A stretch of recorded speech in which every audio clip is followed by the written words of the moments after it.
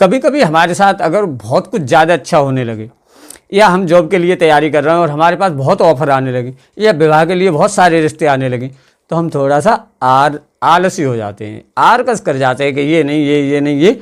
ऐसी ही कुछ स्थिति वृश्चिक राशि वालों के साथ इस समय पे बन रही है। तो नमस्कार, राधे राधे। जानते हैं आज वृश्चिक राशि अप्रैल 2025 में कैसे रहने वाली है।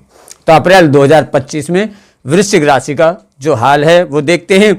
मैं आपको चंद्र राशि पर यानी जन्म राशि पर आधारित ये फलादेश बता रहा हूँ। तो आज का ये कार्यक्रम आपके लिए बहुत ही खास रहने वाला है। आप देखिएगा, ध्यान से पूरी वीडियो आप देखिएगा तो आपको बिल्कुल सही से समझ में आने वाला है। मैं आपको इनके उपाय भी बताऊंगा अगर कोई प्रॉब्लम होगी कि आप ऐसा क्या कर सकते हैं। तो सबसे पहले स्वास्थ्य से प्रारंभ करते हैं कि स्वास्थ्य कैसा रहने वाला है वृश्चिक राशि वालों का अप्रैल 2025 में। वृश्चिक राशि यानी स्वामी मंगल अग्नि तत्व हैं आपके, और वो बैठे हुए हैं आपके 9th हाउस में। तो 9th हाउस में यहाँ पर आपके मंगल बैठने से, और 5th हाउस में पंचम स्थान में आपके सूर्य, बुध, शुक्र, शनि और राहु बैठे हुए हैं, और सप्तम हाउस में यानी 7वें घर में आपके बृहस्पति हैं, और एकादश भाव में आपके केतु हैं। तो इस गोचर का प्रभाव ये है कि यहाँ पे देखा जाए तो आपके राशि के स्वामी हैं 9th भाव में, कर्क राशि में बैठे हुए हैं, तो वो नीच की स्थिति में हैं। मंगल 2 अप्रैल से ही आपके उसमें 9th हाउस में कर्क राशि में गोचर बदल दिया है, लेकिन वो मित्र के घर में है तो कोई खास प्रॉब्लम वाली बात नहीं है। नीचता दोष भंग भी हो जाता है। और यहाँ पे सूर्य भी आपके मेष राशि में 13 अप्रैल से गोचर बदल देंगे और वो उच्च की स्थिति में होंगे। तो यहाँ पे 2 ही ग्रहों का बदलाव होने वाला है।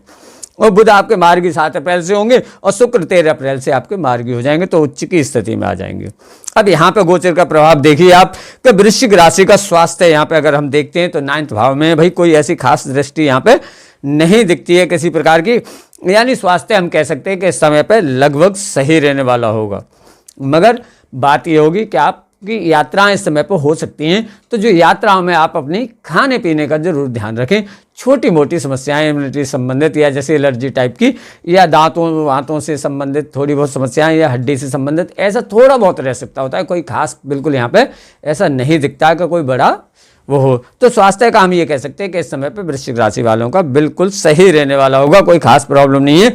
सप्तम स्थान में बृहस्पति है, उनकी भी दृष्टि आने वाली है, लगन पे पूर्ण सप्तम दृष्टि, तो यहाँ पे कोई खास ऐसे नहीं दिखता है।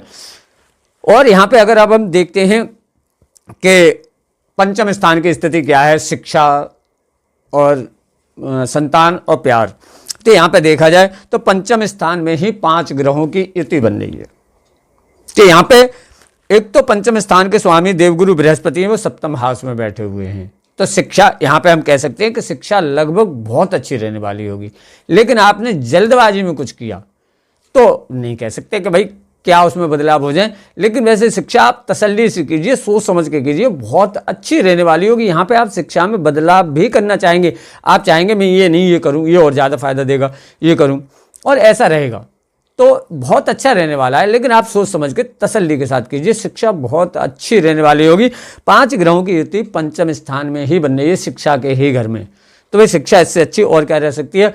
और 9th हाउस में आपके मंगल भी हैं, जो इंजीनियरिंग टाइप की कुछ करना चाहते हैं, इलेक्ट्रॉनिक से संबंधित कुछ करना चाहते हैं, होटल मैनेजमेंट का करना चाहते हैं, या जो एयर होस्टेस वगैरह का करना चाहते हैं, इनमें बहुत ज़्यादा सफलता मिलने वाली होगी। यहाँ पे आप देखिएगा, मतलब शिक्षा के लिए बहुत अच्छा है। और आप अगर जॉब के लिए तैयारी कर रहे हैं तो यहाँ पे जॉब के लिए भी तैयारी कीजिए, आप बिल्कुल बहुत अच्छी सफलताएं मिलने वाली हैं। तो शिक्षा बहुत अच्छी रहने वाली है, तसल्ली के साथ कीजिए, आप बहुत अच्छा रहने वाला है। यहीं पे अगर देखा जाए कि संतान पक्ष का क्या रहने वाला है, तो भाई संतान पक्ष का भी इस समय बहुत अच्छे योग बनते हैं। संतान प्राप्ति के मतलब बहुत अच्छे योग बनते हैं।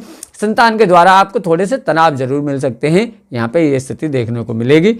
लेकिन वैसे संतान प्राप्ति के योग बहुत अच्छे बनेंगे, लेकिन विलंब रह सकता है, बहुत अच्छे योग बनने वाले होंगे। यहाँ पे ही साथ साथ देखा जाए प्रेम संबंध कैसे रहने वाले होंगे, तो प्रेम संबंध भी बहुत अच्छे यहाँ पे नजर आएंगे। लगभग आप देखिएगा पार्टनर का भी आपको पूरा सहयोग मिलने की इस समय पे उम्मीद रहती है कि यहाँ पे प्रेम संबंध भी बहुत अच्छे हैं। अब बात करते हैं कि शत्रुओं की स्थिति क्या रहने वाली है। तो शत्रु भी इस समय पर थोड़े बढ़ तो सकते हैं, कोई खास प्रॉब्लम नहीं रहने वाली है, फिर भी वाद विवाद की थोड़ी बहुत स्थिति रह सकती है, तो वो आप बच के ही रहें। थोड़ा सा अपने काम में आप इस समय पर शिक्षा या व्यापार पे बहुत ज़्यादा ध्यान दीजिए, बहुत अच्छा होने वाला होगा। फालतू की चीज़ों से आप बचे रहिए बस थोड़ा सा, यहाँ पे बहुत अच्छा रहेगा। कर्जा इस समय पे आप नहीं लें और नहीं किसी को दें। कोई खासी आवश्यकता हो तो आप लें, नहीं तो वैसे आप कर्जे से इस समय पर बचे रहें, लेने से और देने से दोनों तरीके से, तो आपको बहुत फ़ायदा रहने वाला होगा। जो विवाह के योग्य हैं, शादी करना चाहते हैं, उनके क्या रहने वाले हैं इस समय पे, तो वही देवगुरु बृहस्पति है, उसी में गोचर कर रहे हैं। बहुत अच्छी स्थिति में वो बिल्कुल विवाह के समय पे योग बनाएंगे।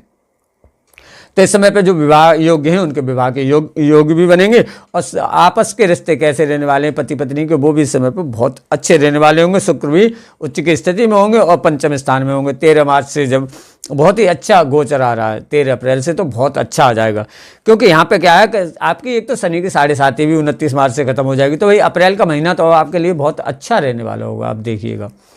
और सबसे जरूरी एक देखो ये भी है कि भाई आप लोगों की अपनी कुंडली जो डेट ऑफ बर्थ और समय के अकॉर्डिंग होती है, उसमें क्या पोजीशन है। अगर उसमें बहुत अच्छे ग्रह बैठे हैं तो और भी अच्छा होगा। अगर उसमें कहीं कोई गड़बड़ बैठे हुए हैं तो गोचर का प्रभाव थोड़ा इधर उधर भी हो सकता होता है, क्योंकि ये तो गोचर जो होता है वो सबका एक जैसा होना चाहिए। तो अपनी अपनी कुंडली का अलग प्रभाव थोड़ा सा रह जाता है। तो यहाँ पे देखा जाए तो आपस के संबंध बहुत अच्छे रहने वाले हैं भाई मेरे हिसाब से तो यहाँ पे। और अगर यहाँ पे देखा जाए कि भाई नौकरी की क्या पोजीशन है, तो नौकरी यहाँ पे बहुत अच्छी रहेगी। भाग्य की स्थिति देखी जाए तो भाग्य यहाँ पे सही साथ देने वाला होगा लगभग।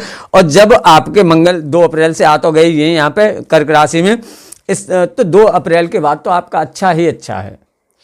तो यहाँ पे प्रमोशन के आपके योग भी बनेंगे, आप देखिएगा। और जो कंप्यूटर से संबंधित कुछ काम करते हैं, ऑनलाइन काम करते हैं, उनके बहुत अच्छे रहने वाले होंगे। मतलब भाग्य अच्छा साथ देने वाला होगा यहाँ पे, बहुत अच्छा। आप बिल्कुल तैयारी कीजिएगा। एकादश भाव में आपके केतु हैं, तो इस समय पे आपकी कुछ ऐसी भूमिकाएं बनेंगी कि आपको कुछ एक्स्ट्रा पैसा मिलने की संभावना रहेगी। मगर पंचम स्थान में शनि है, तो आप उस पैसे से थोड़ा सा बचे ही रहें। मतलब उतना ही दाल में नमक के लायक ही करें तो ज़्यादा बढ़िया है। वैसे आपको एक्स्ट्रा पैसा जो होगा वो उतना ज़्यादा फायदा नहीं देने वाला होगा इस समय पे। तो यहाँ पे यही स्थिति आपकी बनने वाली है। और मैं आपको इनके उपाय बताता हूँ कि आपको ऐसे उपाय क्या करने चाहिए जिससे अगर थोड़ी बहुत प्रॉब्लम रहती भी है किसी प्रकार की, तो वो प्रॉब्लम नहीं हो। सबसे पहली बात तो यही आती है कि आप हनुमान चालीसा का पाठ तो करते ही रहिए अब भी, और साथ साथ आप शनि महाराज के भी ओम सम शनिश्चराय नमः इस मंत्र का आप जाप कीजिए 108 बार, आपको बहुत फायदा देने वाला होगा।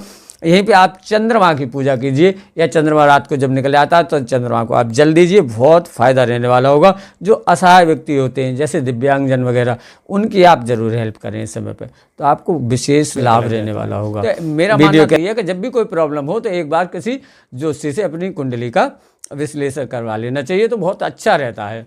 तो इस समय पे यही है कि आपको अगर कुंडली का विश्लेषण करवाना है तो आप मुझसे विश्लेषण करवा सकते हैं। तो व्हाट्सएप नंबर है मेरा डिस्क्रिप्शन में, आप मुझे व्हाट्सएप करके जानकारी लाभ ले सकते होते हैं। वीडियो कैसी लगी लाइक शेयर और कमेंट भी कीजिएगा। इसी के साथ वीडियो समाप्त करता हूँ। जय माता की, नमस्कार।